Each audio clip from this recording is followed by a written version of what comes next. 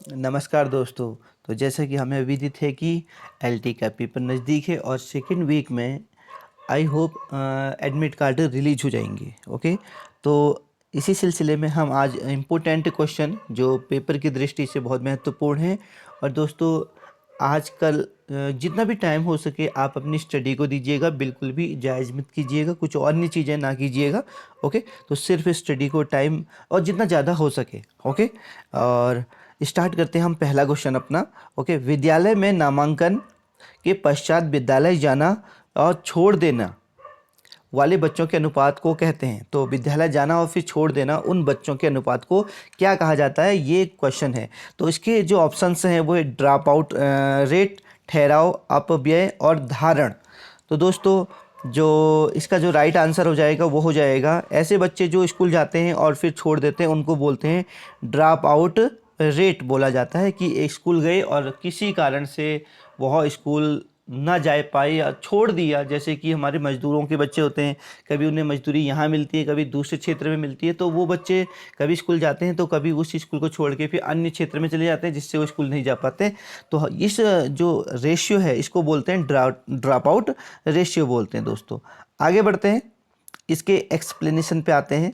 तो इसके एक्सप्लेनेशन में देखिए क्या कहा गया है कि विद्यालय में नामांकन के पश्चात विद्यालय जाना छोड़ देने वाले बच्चों के अनुपात को ड्रॉप आउट रेट कहा जाता है। और ड्रॉप आउट यानी समय से पहले स्कूल छोड़ देना है।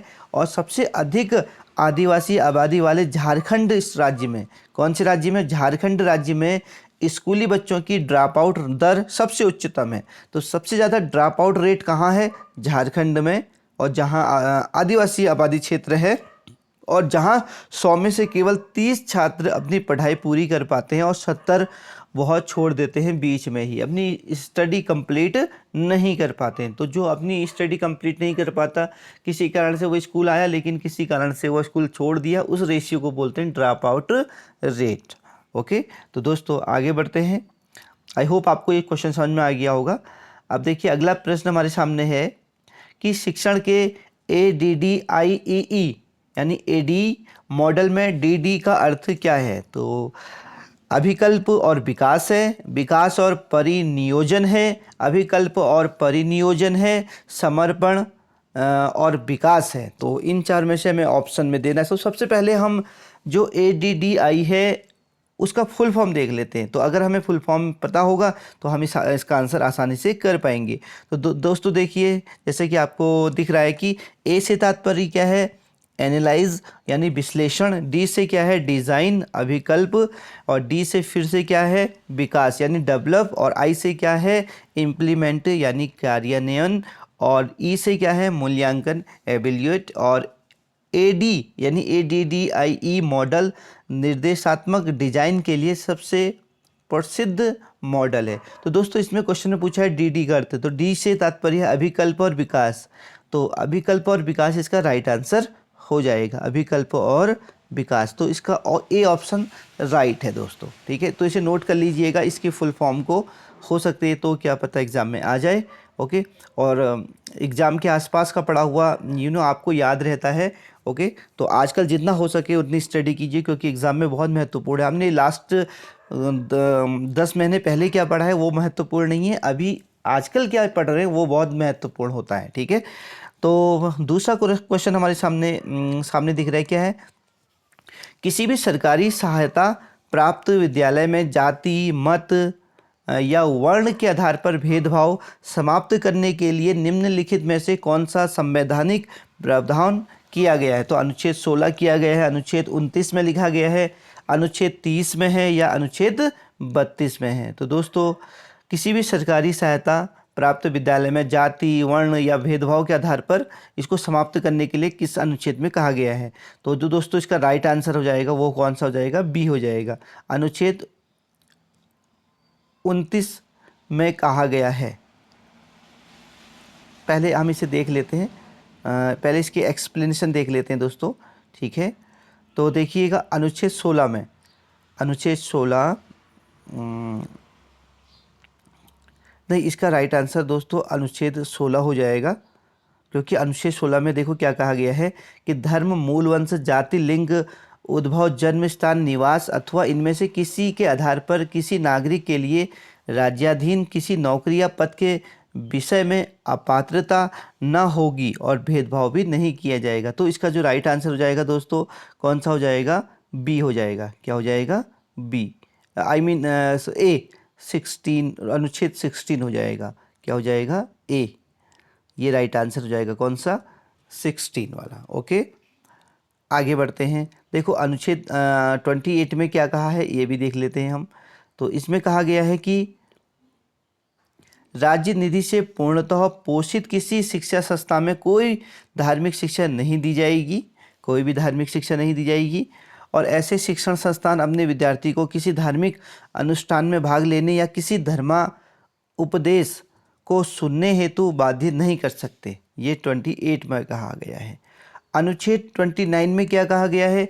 अल्पसंख्यकों के हितों का संरक्षण है और इसमें कहा गया है कि भारत के राज्य क्षेत्र या उसके किसी भी भाग में रहने वाले नागरिक को किसी भी वर्ण की अपनी एक विशिष्ट भाषा, लिपि या संस्कृति है, उसे संरक्षित करने का अधिकार भी है।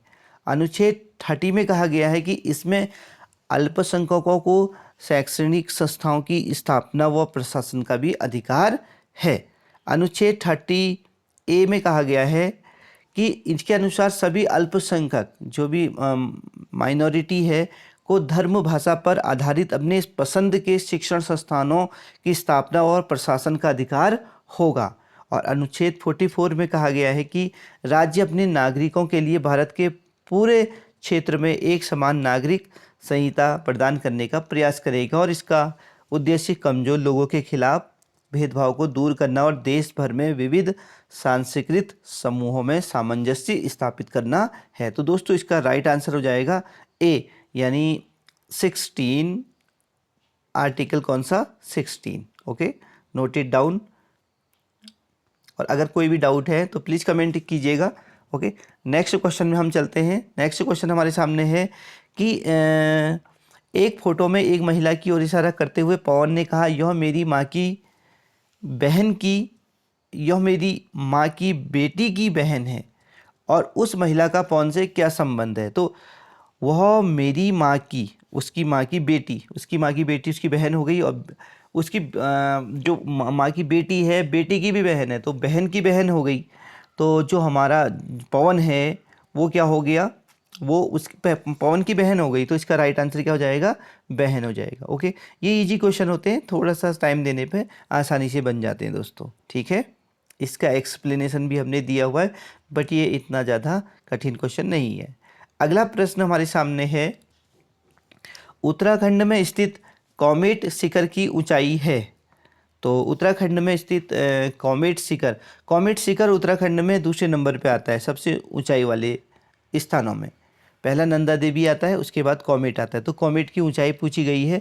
तो दोस्तों इसका जो ऑप्शन है हमारे पास है, पहला है ऑप्शन 7138 यानी 7138 मीटर, और यहाँ 7756 मीटर, 7817 मीटर, इनमें से कोई भी नहीं। तो इसका राइट आंसर हो जाएगा बी, 7756 मीटर। ओके दोस्तों, तो इसके एक्सप्लेनेशन में भी हम गौर करते हैं। कॉमेट जास्टर रेंज की एक श्रेणी है जिसकी ऊंचाई 7756 मीटर है। इसकी अवस्थिति कहाँ कहाँ है देख लीजिए। गढ़वाल में उत्तराखंड है। यह विश्व की 29वीं सबसे ऊंची चोटी है। देखो विश्व की भी क्या है, 29वें नंबर पे है। इस पर्वत श्रेणी को नंदा देवी के बाद उत्तराखंड की दूसरी सबसे ऊंची चोटी मानी जाती है। तो नंदा देवी के बाद इसको बोला जाता है कि ये ऊंची चोटी है। आगे बढ़ते हैं। अगला प्रश्न हमारे सामने है, 1923 में टिहरी रियासत में राज्य प्रतिनिधि सभा की स्थापना की थी। तो किसने की थी? टिहरी रियासत में 1923 में राज्य प्रतिनिधि सभा की। सुदर्शन शाह ने, नरेंद्र शाह ने, मानवेंद्र शाह या कीर्ति शाह? तो इसका राइट आंसर है दोस्तों नरेंद्र शाह ने 1923 ईस्वी में टिहरी रियासत में राज्य प्रतिनिधि सभा की स्थापना की थी। बहुत इंपॉर्टेंट क्वेश्चन है, उत्तराखंड की हिस्ट्री से संबंधित है, तो इसे जरूर नोट कीजिएगा अगर आपको मालूम नहीं है। और इसके एक्सप्लेनेशन में देखते हैं क्या लिखा है। कि 1923 ईस्वी में नरेंद्र शाह ने टिहरी रियासत में राज्य प्रतिनिधि सभा की स्थापना की थी। किस सभा की? बहुत इंपॉर्टेंट है, ये सभा पूछी जाती है। राज्य प्रतिनिधि सभा की स्थापना की थी और नरेंद्र शाह 1913 ईस्वी में टिहरी के शासक बने। कब बने थे नरेंद्र शाह? 1913 में। और इन्होंने अनेक जन कल्याणकारी कार्य किए, जैसे 1919 में पंचायतों की स्थापना, 1920 में कृषि बैंक की स्थापना, 1921 में टिहरी में जनगणना, 1923 में टिहरी में आधुनिक चिकित्सालय की स्थापना और सार्वजनिक पुस्तकालय की स्थापना। ये अनेक काम किए हैं जब नरेंद्र शाह टिहरी के शासक बने थे दोस्तों। तो जो हमारे राज्य प्रतिनिधि सभा की स्थापना है वो किसने की थी? नरेंद्र शाह ने की थी। कब की थी? 1923 में। आगे बढ़ते हैं, अगला प्रश्न हमारे सामने है।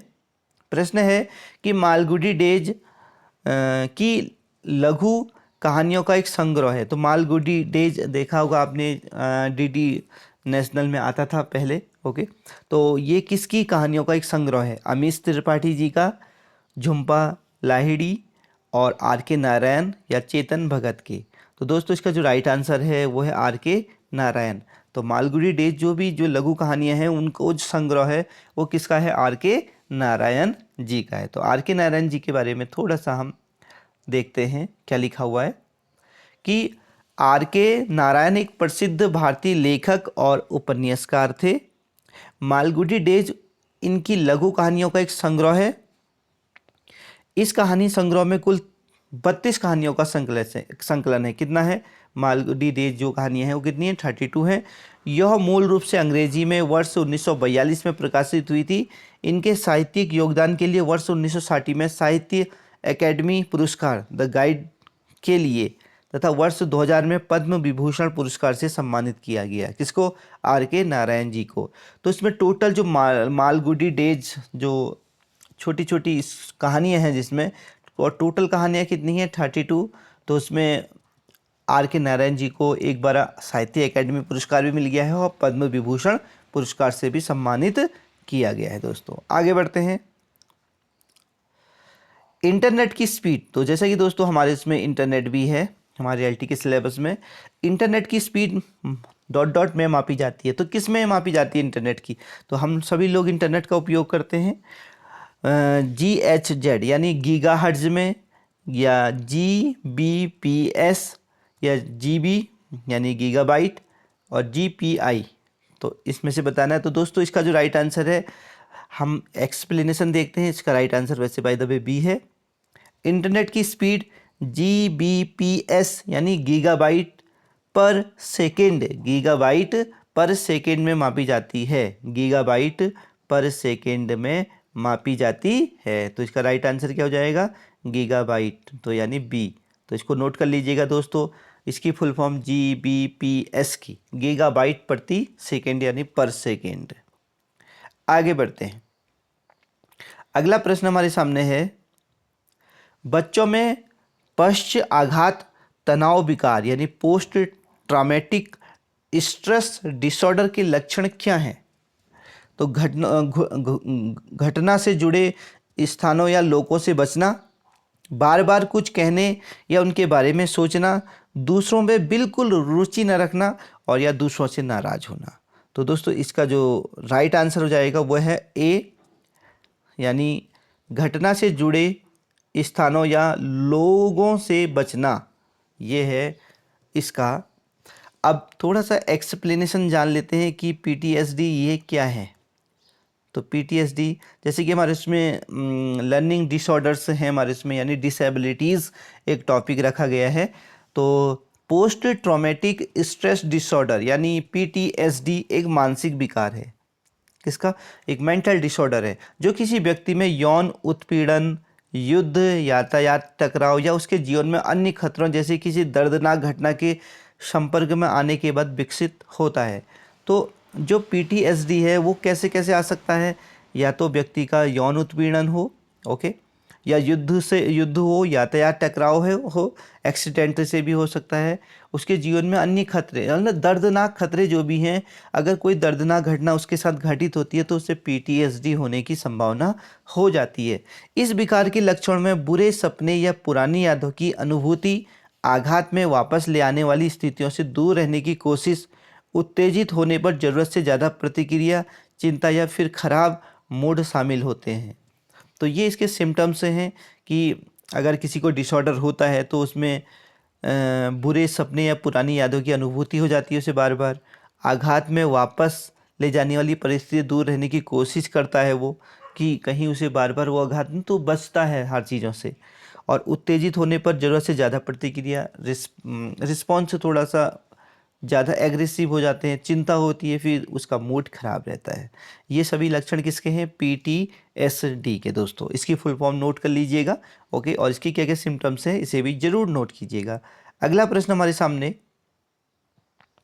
प्रश्न है कि भारत में यूजीसी के कितने क्षेत्रीय यानी रीजनल सेंटर हैं? तो कितने यूजीसी के रीजनल सेंटर हैं ये बताना है। तो दोस्तों इसका जो राइट आंसर है वो पहले ऑप्शन पढ़ लेते हैं, 4, 5, 6 या 8। तो राइट आंसर है 6। कितने रीजनल सेंटर हैं यूजीसी के? 6 हैं। तो कौन कौन से हैं इनको देखते हैं, आइए। भारत में यूजीसी यानी यूनिवर्सिटी ग्रांट कमीशन के कुल 6 क्षेत्रीय सेंटर हैं यानी रीजनल सेंटर हैं। इनका मुख्यालय न्यू दिल्ली में है और तथा इनके 6 प्रमुख क्षेत्रीय सेंटर हैं। और पुणे पहला, इनको नोट कर लीजिएगा, पुणे है, भोपाल है, कोलकाता है, हैदराबाद है, गुवाहाटी है और बेंगलोर है। ये 6 रीजनल सेंटर हैं किसके? यूजीसी के दोस्तों। आगे बढ़ते हैं। प्रश्न है उत्तराखंड में सर्वाधिक नगरीकृत जिला है। तो उत्तराखंड का सबसे ज़्यादा नगरीकृत जिला देहरादून है, हरिद्वार है, नैनीताल है, अल्मोड़ा है। तो इसका राइट आंसर है देहरादून। देहरादून बहुत ज़्यादा नगरीकृत जिला है, यानी बहुत सारी सिटीज़ हैं वहाँ, बहुत अच्छी अच्छी सिटी है, वो बहुत अच्छी सिटी है। जो भी अच्छी सिटी है वो नगरीकृत जिला कहलाएगा। तो दोस्तों इसका एक्सप्लेनेशन देखते हैं कि देहरादून के बारे में क्या क्या बोला गया है, ठीक है। उत्तराखंड में सर्वाधिक नगरीकृत जिला देहरादून है, 55.52% वहाँ नगरीकृत नगर बन चुके हैं। और जो न्यूनतम नगरीकृत जिला है वो बागेश्वर है, जहाँ 33.49% है। और उत्तराखंड राज्य का नगरीकृत प्रतिशत कितना है? 30.23% है, ओके। तो इसे डेटा को याद रखिएगा, सबसे ज़्यादा देहरादून है और सबसे कम कौन है? नगरीकृत बागेश्वर है। आगे बढ़ते हैं दोस्तों। अगला प्रश्न हमारे सामने, दीक्षा का पूर्ण रूप क्या है? तो दीक्षा का पूर्ण रूप क्या है ये बताना है। Digital infrastructure for knowledge sharing, district institute for knowledge sharing, data information and knowledge sharing, digital institution for knowledge sharing. तो दोस्तों इसका जो राइट आंसर हो जाएगा ए हो जाएगा, ओके। तो इसके बारे में थोड़ा देख लेते हैं, आप इसको नोट कर लीजिएगा, स्क्रीनशॉट ले लीजिएगा क्वेश्चन का, ओके, जिससे आप इसे बाद में नोट कर सकते हैं। मैं पॉज कर लेता हूँ वीडियो जब तक, ये आप पॉज कर सकते हैं वीडियो, ओके। तो इसका जो राइट आंसर है ए है। अब देखते हैं एक्सप्लेनेशन। दीक्षा का पूर्ण रूप digital infrastructure for knowledge sharing है। क्या क्या है? Digital infrastructure, digital infrastructure for knowledge sharing, ये है इंफ्रास्ट्रक्चर। तो दीक्षा का ये फुल फॉर्म है। यह एक राष्ट्रीय शिक्षक मंच है, एक राष्ट्रीय शिक्षक मंच है जिसका उपयोग वर्तमान में देश भर के शिक्षकों और छात्रों द्वारा दूरस्थ माध्यम से स्कूली शिक्षा प्रदान करने के लिए किया जा रहा है, ओके दोस्तों। आगे बढ़ते हैं।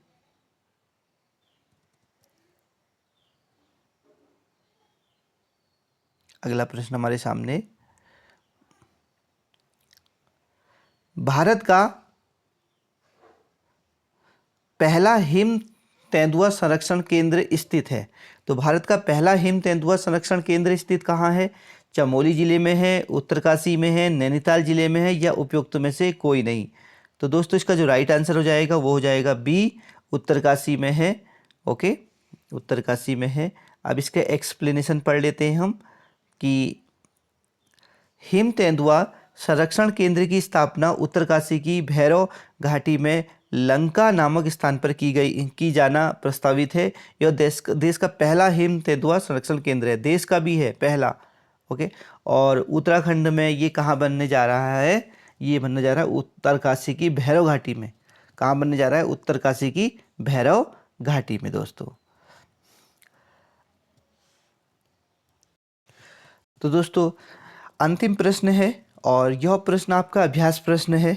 जैसे कि हमें विदित है कि एलटी में रीजनिंग्स भी आ रही है। ओके, रीजनिंग के क्वेश्चंस आएंगे जो 10 मार्क्स के आएंगे। ओके, तो उसका ये एक अभ्यास प्रश्न है आपके लिए। आप इसका अभ्यास प्रश्न सॉल्व करके कमेंट बॉक्स में इसका आंसर देना जरूर भूलना मत, इसका आंसर। ओके, इसका अभी स्क्रीनशॉट ले लीजिए और सॉल्व करके फिर कमेंट जरूर कीजिएगा। ओके, और अब क्वेश्चन में पढ़ लेता हूँ। दी गई आकृति में कुल त्रिभुजों की संख्या बतानी है। तो कुल त्रिभुजों का यानी ट्रायंगल, ये जिनकी 3 भुजाएं होती है, इनकी संख्या बतानी है। क्या 22 होंगी, 21 होंगी, 16 होंगी या 24 होंगी? ठीक है, तो हमें बताना है कि ट्रायंगल इसमें कितने होंगे इस स्ट्रक्चर में। ऐसे क्वेश्चन जरूर आएंगे, इन क्वेश्चनों को करने की आदत डालिएगा ताकि हम एग्जाम में ऐसा, ये क्वेश्चन आते सबको हैं, याद रखिएगा, सबको आ जाते हैं, लेकिन टाइम लगता है। तो आप जितना ज़्यादा अभ्यास करेंगे इन प्रश्नों पे, उतने ज़्यादा आप कम समय में इसका उत्तर दे पाएंगे। ओके, और हमें ऐसा ही करना है।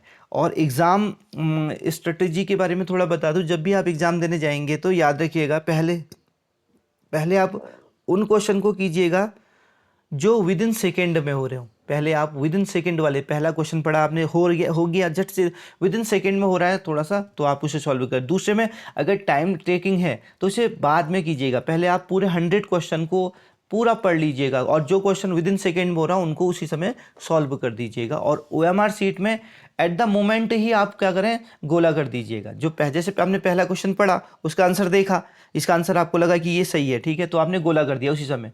ठीक है, कुछ बच्चे ऐसे करते हैं कि गोले बाद में करते हैं, लेकिन वो टाइम टेकिंग हो जाता है बाद में। आप जैसे क्वेश्चन पढ़े, आंसर हो जाए, उसी समय गोला कर दीजिए। फिर दूसरा क्वेश्चन पढ़ा आपने, आपसे नहीं बन रहा है, थोड़ा टाइम लग रहा है शायद, ठीक है, उसे छोड़ दीजिए। फिर तीसरा पढ़िए, ठीक है, तीसरा पढ़ा, विद इन सेकेंड में हो गया, तो जैसे तीसरे पे गोला कर दिए। चौथा पढ़ा, नहीं हो रहा है, थोड़ा टाइम लग रहा है, तो उसे बाद में करिए। फिर पूरा पहले 100 तक आप ऐसे जाइए और जो क्वेश्चन विद इन सेकेंड में हो रहे हैं उन्हें सॉल्व कर दीजिए। फिर 100 के बाद फिर वो क्वेश्चन को सॉल्व करना है जो क्वेश्चन में थोड़ा टाइम लग रहा था, चाहे वो पेडागोजी का हो, रीजनिंग का हो, इंडियन जीके का हो, या उत्तराखंड की जीके का हो, या हमारा अपना सब्जेक्ट का कोई क्वेश्चन हो। ओके दोस्तों, तो मिलता हूँ अगले वीडियो में। ओके, कोई भी क्वेरीज हो प्लीज़ आप कमेंट बॉक्स में कीजिएगा। और आप इन दिनों बहुत सारी मेहनत कीजिएगा, आपका सिलेक्शन जरूर होगा। God bless you, happy learning, जय हिंद, जय भारत।